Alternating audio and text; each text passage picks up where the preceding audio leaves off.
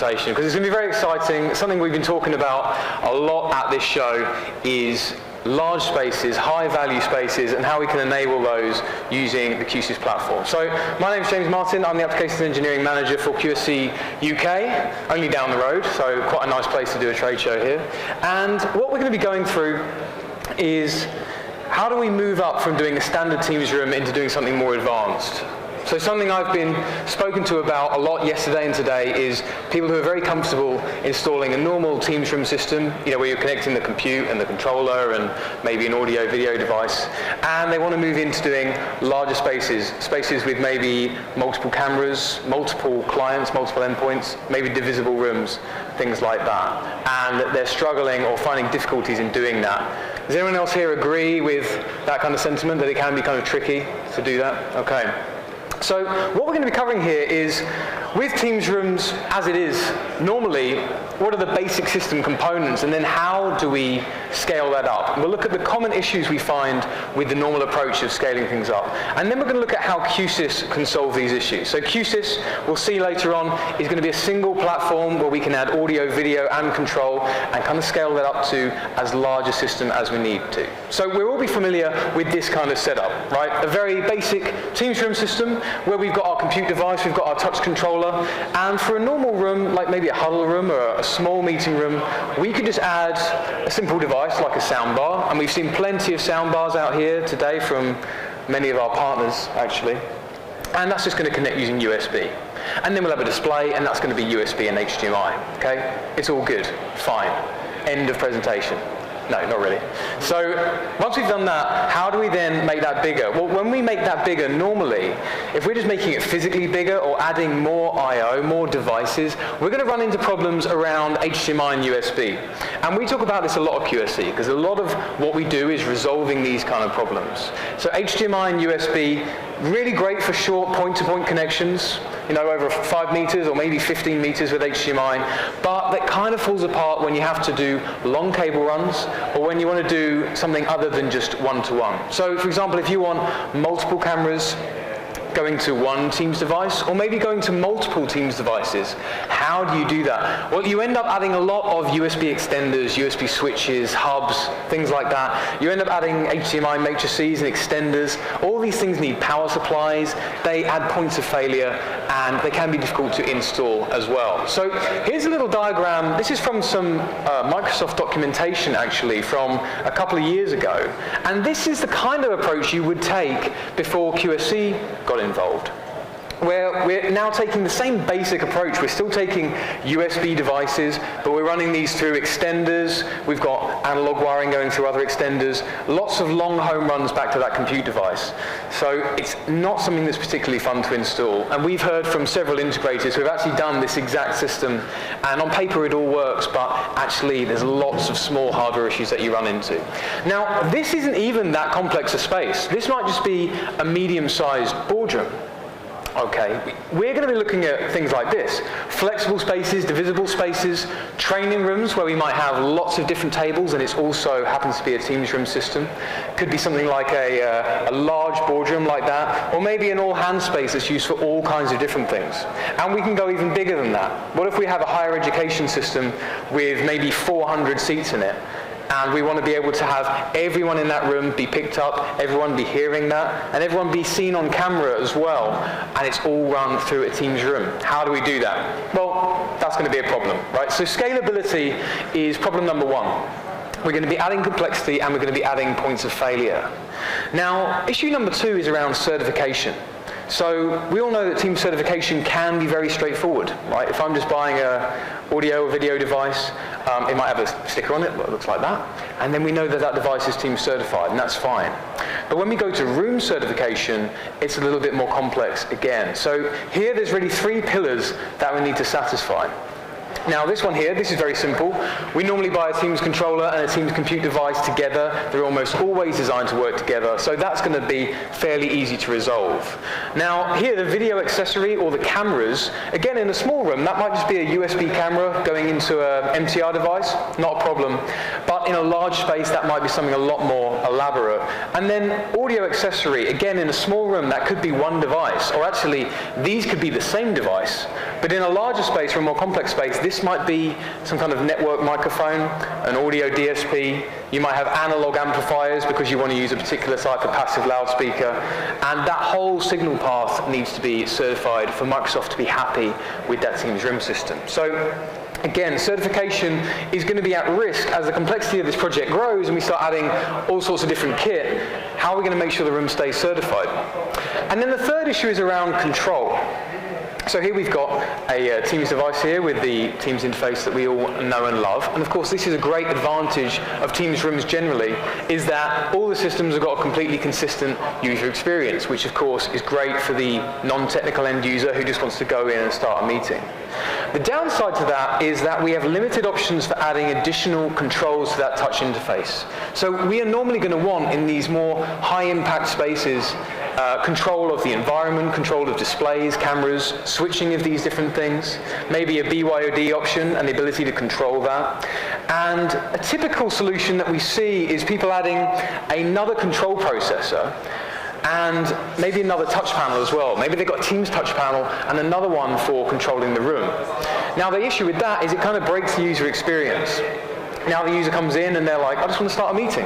I normally just go in and there's one touch panel and now there's two and I don't know what to do. And immediately it's very easy to just say, do you know what, I'll just use the other room down the hall that doesn't have that issue. So adds a bit of a problem for the end user, and it also adds cost and it adds additional programming time because you've got this whole control system now that's separate to everything else. So we've got scalability, certification and control as our three main issues we need to resolve in these larger spaces. And with Q-SYS we can do this. So Q-SYS is designed to build a large audio, video and control system all based around standard networking technologies, not around USB and HDMI. We're going to be using those connectors, but only on the edge where we connect to a specific device. We're not going to be using those as the infrastructure for our system. Now, certification. QSC have got certified solutions for these large complex spaces, and we also have the largest number of certified devices of any manufacturer. And for control, with our Q-SYS control engine, we can deploy custom user experiences to the Teams touch controller, and we can do that without adding any additional hardware whatsoever. So that's a little overview. Now let's have a look at how this is actually going to work. Okay. Who's already a little bit familiar with Q-SYS? A little bit, okay. So what I want to show you here is a kind of conceptual map of what Q-SYS really is. All right. Some people think of Q-SYS as an audio product or a control product. Really, Q-SYS is the only platform in the industry which is a single software-based platform for audio, for video, and for control as well. We're going to be doing all of these things under one roof. Now, normally when we go into these larger spaces, we might add, an audio product from one manufacturer, maybe a video product from someone else, maybe another control platform. And then the integrator's got the quite difficult job of making that all work together seamlessly. With Q-SYS, we've got our Q-SYS OS, which does all the processing. We can have a Q-SYS core, and then we can add Q-SYS peripherals as needed to scale up the system to be as big or as small as we need to. And here's a nice little diagram to show you how this works with Teams rooms. So we still have our Teams Rooms compute device, as we always have done, but now instead of that connecting as a sort of spider's web of USB devices out into the room, we're going to have one USB connection to this, the Q-SYS core. Or more accurately, it's going to be one of many Q-SYS devices that has USB bridging built in. And what USB bridging is going to do is it's going to present two devices here. It's going to present itself as a standard driverless video device, a camera, which is Teams certified, and a echo-cancelling audio device, which is also Teams certified. So the Teams PC just thinks there's a very simple device connected here. But in reality, the core is like a gateway to this wider world of networked AV devices. So on here we could have audio devices, we could have video, that could be video encoding, decoding, it could be cameras, control surfaces, third-party devices, all managed and monitored by that core, and also all connected to the Q-SYS cloud, so you can monitor the entire room from anywhere. And we'll have a look at that in a little bit. Now the other advantage to this is that this kind of connection is not specific to Teams. We're taking this complex network system and putting it through a very simple USB connection, which of course works with all sorts of other devices as well, laptops for example. So now we can scale up into these large rooms because all of these peripherals can be anywhere, and if we want to add more, all we've got to do is plug more devices into a network switch. We haven't got to think, now I need a bigger USB hub, or now I need another USB extender. Where am I going to plug the power supply for that? You don't have to think about any of that at all. A lot of PoE peripherals, cameras, microphones, loudspeakers, all the rest of it, all going into a standard gigabit switch, which can run over your client's network or over a AV network. So of course that is going to let us come into these kind of spaces much bigger than what I have heard some people refer to as large rooms over the past couple of days. For us, a large room, someone else's large room might be something that's not that large for us. Okay? We're going to be going into these really big spaces here. So scalability is not going to be a problem. Now, what about certification? So certification really quite straightforward with QSC. So I'm just going to show you essentially how this works, what devices are certified. And the good news is it's very simple. So when we first came out with this partnership with Microsoft, we had a few key devices certified here. So a certain type of Q-SYS core, this was probably the most popular Q-SYS core at the time, certified as an audio and a video device. QSC's native IP cameras, so they're going to put their video stream onto the network, and then we can switch between as many of those as we like. Analog amplifiers for using with passive loudspeakers. So what we've done here that's quite different to a lot of other manufacturers is, instead of just certifying a few key loudspeakers, a few, the most popular ones, the most important ones, we've got the entire range of our acoustic design loudspeakers certified. So this is everything really. This is ceiling speakers, pendant speakers of all sorts of different sizes, subwoofers, column speakers, anything you want to use for any kind of space, it's all team certified here. And then we've partnered, of course, with Sennheiser with their excellent Team Connect Ceiling 2 microphone. That is certified by Microsoft as the start of that audio signal path that they certified for Q-SYS Teams rooms. But since then, we've also added even more products. So now, I suppose the most popular Q-SYS cores would be the Core 8 Flex and the Core Nano. So these are smaller, lower cost Q-SYS cores that mean you can do all of this Q-SYS processing in actually smaller spaces with the option to scale up to larger spaces as well. And other peripherals like this is a network video encoder and decoder, because of course in a lot of these large spaces we might have multiple displays in multiple different places, and we don't just want to plug an MTR straight into a display. We might want to plug it into an encoder and then show it on all sorts of different displays, and also show other content on those displays as well. So network video is really important for that. It's all team certified. I just wanted to show you a great big list. So, here's a great big list. So the short answer is, it's all good, okay? And another thing here, the analog amplifiers SPA series. So these are going to be the amps that we will use a little bit later on when we do a system design together towards the end of this presentation. So we've got scalability, we've got certification all sorted. Now what about that control element? Well, the important thing here is that Q-SYS, like I said, is the only platform that has audio, video, and control all under one roof. So normally, you'd be programming controllers a completely separate entity to your audio and your video. Now with Q-SYS, that's not the case. We've got one system, we've got one configuration you can load on, and that includes everything. So for that reason, we've actually made a sample configuration specifically for Teams rooms. Okay, and this includes the audio signal flow and the processing settings used by Microsoft to certify the system. And you can just use this with this wizard here and really quickly set up a system. So even if you're used to doing small team systems and now you're starting to do large systems, we've made it very easy to do that. But we can also dive in and start to mess around a bit more with the control side. So I've got a little video here. Here I am in the software we use to configure Q-SYS. We're going to go past this wizard here that we can use to set up the system. And if we keep going, here's the whole audio DSP. We can change that if we want to, or just leave it. And we go past video. And what I want to do is I want to put some camera switching, camera presets, camera control onto a user interface. So I'm going to take these snapshot controls here. Snapshots for loading presets. And in the same environment, I can edit a user interface. So I'm going to drag these onto the UI, and you can see this UI is not really ready for prime time yet. It's very functional, but doesn't look very good. We can add a Teams style. We've made a style for our UCI specific for Teams, and that follows all of Microsoft's brand guidelines. We've got the right colors, the right fonts, because the whole goal here is that for the user, they're going to be using one touch panel. They don't want to feel like they've left the Teams environment and gone somewhere else. They want to feel like this is all native. And now I can come in here and edit these buttons. These are going to recall camera presets, so maybe I'll just say what kind of presets they're going to recall. And of course, we've also got control of the environment through Q-SYS. We've got the display, the lights, heating, shades. We can do all of that with the Q-SYS control engine. Now what the user's going to see, they're going to come in, they're going to go up to the normal Teams touch panel, and they can just start a meeting as normal. But if they want to get a bit of finer control over the room, we just press this button over here, and then we're taken to this second page where we've got the UI that we just designed. And that's deployed from Q-SYS to the MTR via the network. And like I said, there's no additional separate control processor. We're just using one processor for the audio, video, and control. And you can see here we've got 30 frames per second camera previews for as many cameras as we like.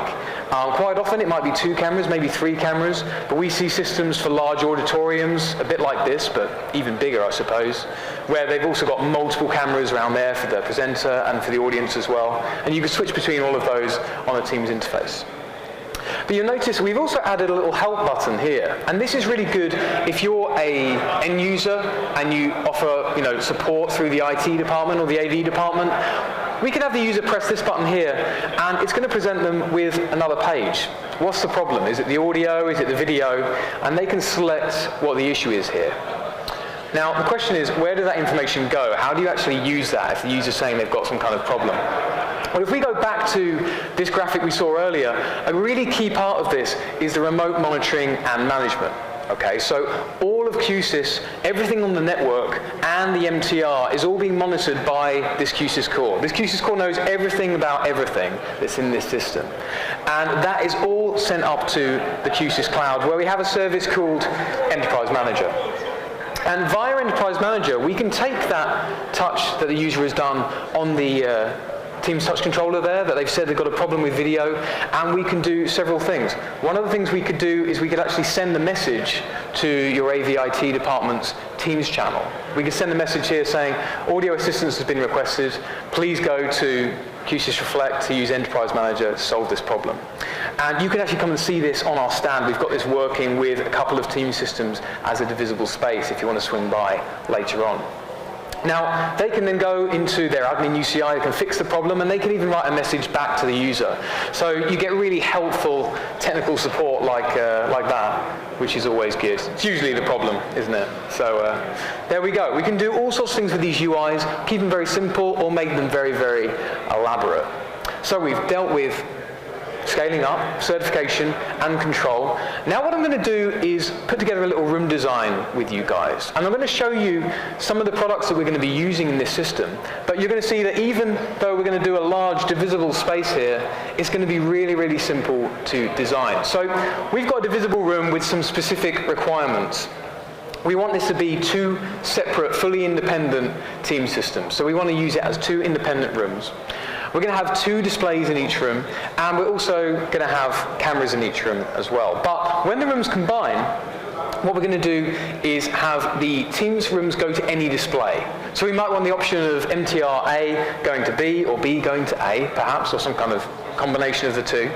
And the cameras and the audio need to combine together as well. So instead of room A only being able to access the audio in A and the video in A, we're now going to have room A able to access A and B, and room B able to access A and B. Okay? And we're also going to synchronize the room controls. So if I go up to the room controller, combine the rooms, and then I went up to the other controller, I would see the same second page. They're going to be synchronized together. So normally this would be rather difficult, but we're going to make it nice and straightforward. So let's do a little blueprint here of this particular room. Okay, and we're going to start off, of course, with our MTR system and our touch controller. That's still going to connect directly, and of course, there's various extenders you can use for that. Even though I was complaining about USB extenders earlier, I do have to say that a lot of our partners have done a really nice job with extenders for their touch controllers. So that's fine, that's still going to connect directly.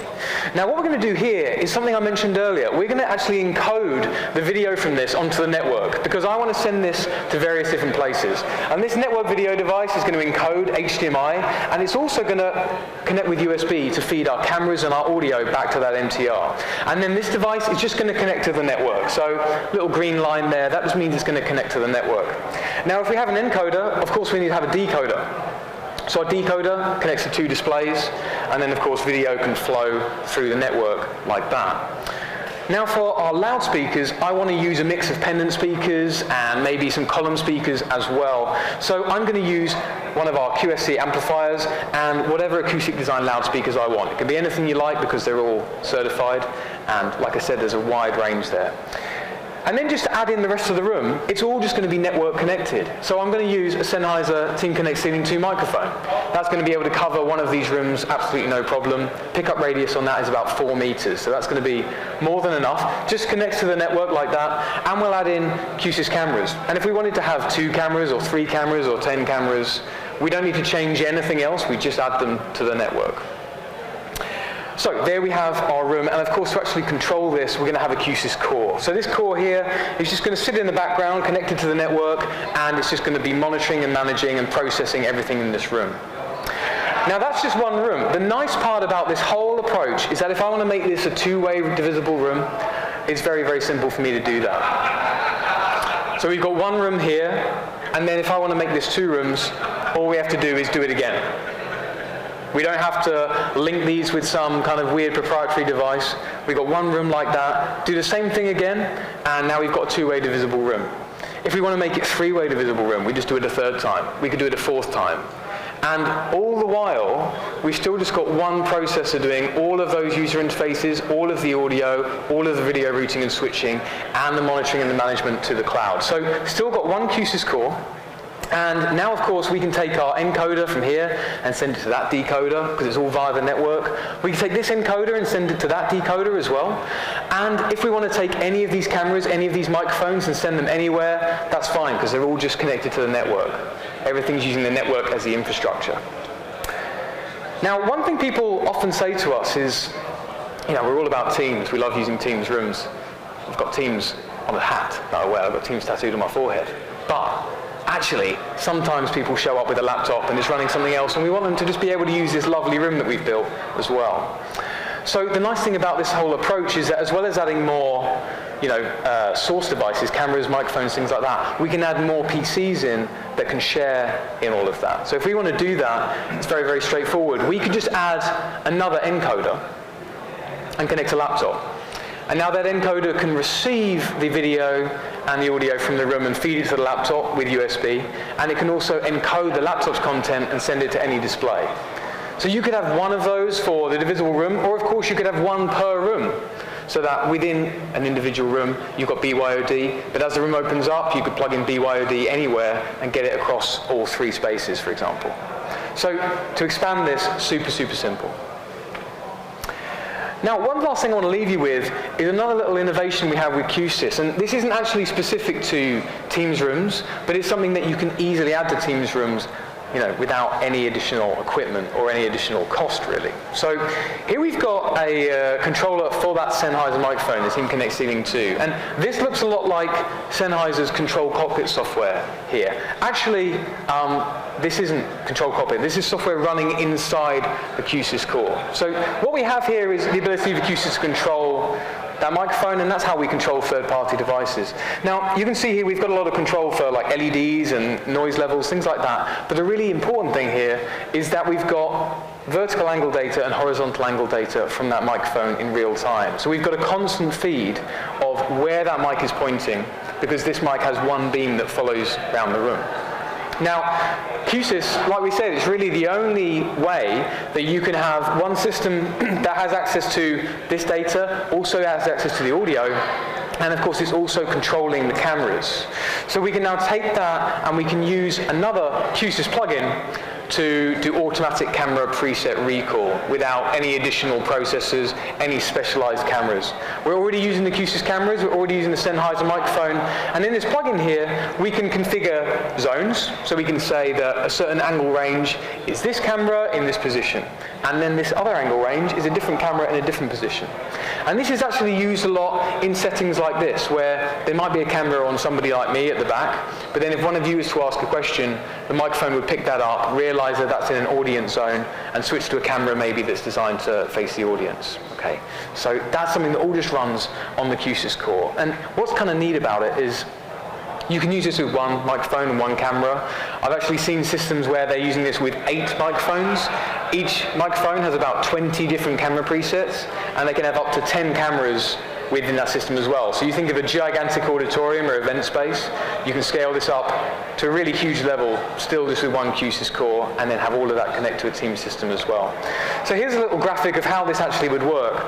Somebody's going to speak in the room, the microphone picks them up, Q-SYS recognizes that angle data and recalls the corresponding camera preset. And you saw there that the camera moved before it became active, so we keep the motion to a minimum. And now someone on the other side of the table is speaking, and rather than panning across the table, we're going to switch to a different camera, again, after the move has been completed. Now the far end is talking, so we're just going to go to a wide shot of the room, so we're not keeping someone, focused in frame. And if somebody wants to go to the front and present, stand up here and talk to the room and talk to the far end, that's a great use case for having a camera at the rear, of course. So, like I said, you can do this with 1 camera, 2 cameras, or a very large number of them. So, a few key takeaways, just to summarize, is that Q-SYS really is the only system where you can scale your audio, your video, and your control all the way from small meeting rooms up to huge rooms. I mean, Q-SYS, we actually started out doing football stadiums, airports, and theme parks, and we've kind of come down to the smaller spaces. So we've got a huge amount of precedent using Q-SYS in very large, complex rooms. We've also got the largest portfolio of these Teams certified devices, and you can create large Teams rooms which are all certified as a room, as well as just being certified device by device. But also, aside from Teams, we do offer complete compatibility with all major UC&C platforms. So if you want to use this with any other kind of platform, you don't need to change what products from QSC you're using.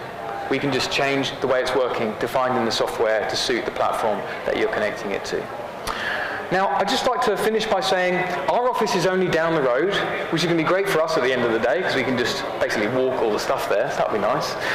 If you do want to have any live demonstrations in our office, or if you want us to come to your office or do something remotely, just let us know. My details are there, or of course you can come down to the stand after this and have a chat where we have demonstrations of all the things we've just been talking about.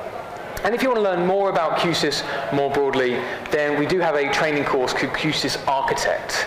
And that's about a 2-hour webinar that I'm running on the 18th of July. So that's not specific to Teams, but it's going to take some of these concepts a lot further. So is that something that interests you? Go to training.qsc.com and sign up. So I've been James Martin from QSC. Are there any questions at all? Yes? Just one. When you were talking about bring your own device, yeah. Laptop, somebody walked in and they want to genuinely bring their own device, so they want to leverage the speakers and mics and cameras in that room.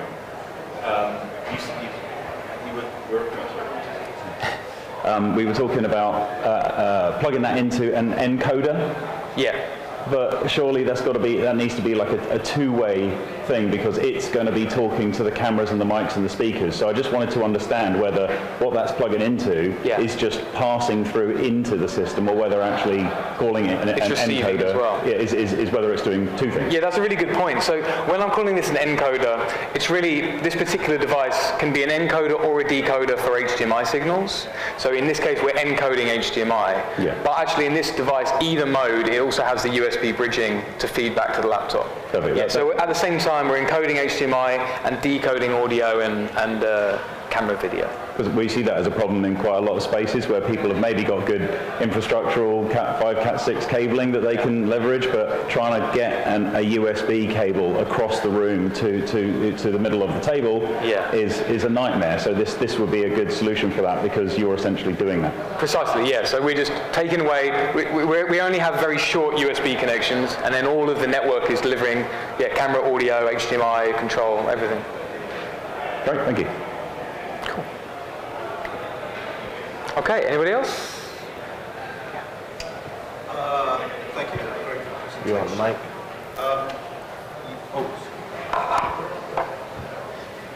Are we limited only to QSC cameras, or could we use other Teams certified cameras? Yeah, that's a great question. So in terms of routing the streams over the network, so I'll tell you what, let's go back to this diagram here. You are limited to QSC cameras for that side of it. So we control the cameras, we control the codec and the decodec. So all of that is done with our cameras, and we've got a range of PTZs and small ones. There's nothing technically stopping you using, if you had a USB camera you wanted to use as well, you could of course also plug that into the system, but then that'll be, that won't be going through our network infrastructure, so you won't benefit from that whole network approach, and you wouldn't be able to use it with our auto preset recall. You can use it alongside Q-SYS as a sort of separate path into the MTR though. And do the Q-SYS cameras support automatic group framing and speaker tracking without having to program the mic zones? No, they don't support automatic tracking without using, it's because the core is doing all the intelligence there. So really the cameras themselves are just feeding video and they're being controlled by the core, and then all of the intelligence is on here. So that's how we're able to do that thing with the mic. But yeah, the cameras themselves won't be doing automatic stuff just in isolation. Cool, thank you. And then last question, with the BYOD piece, Yeah. we're trying to get rid of HDMI as a content ingest. Yeah. And just have USB-C, because that's what people have got at their desks now. Yeah. Can the, and I forget what it was, the encoder, can that work with just, so not one USB-A cable and one HDMI, can that be replaced just a single by USB-C? Yeah, that would be really nice, wouldn't it? Cool. That is something we're working towards. So towards the end of the year, in about 6 months or so, we are going to have a new product that will actually work in the same way, but will be more USB-C focused. In the meantime, what some people are doing is they are putting in just a USB-C kind of converter where they've got HDMI and they've got USB going into it. So it's still USB-C to the table. But yeah, we are really aware of that, and we are going to have a product that speaks to that very soon.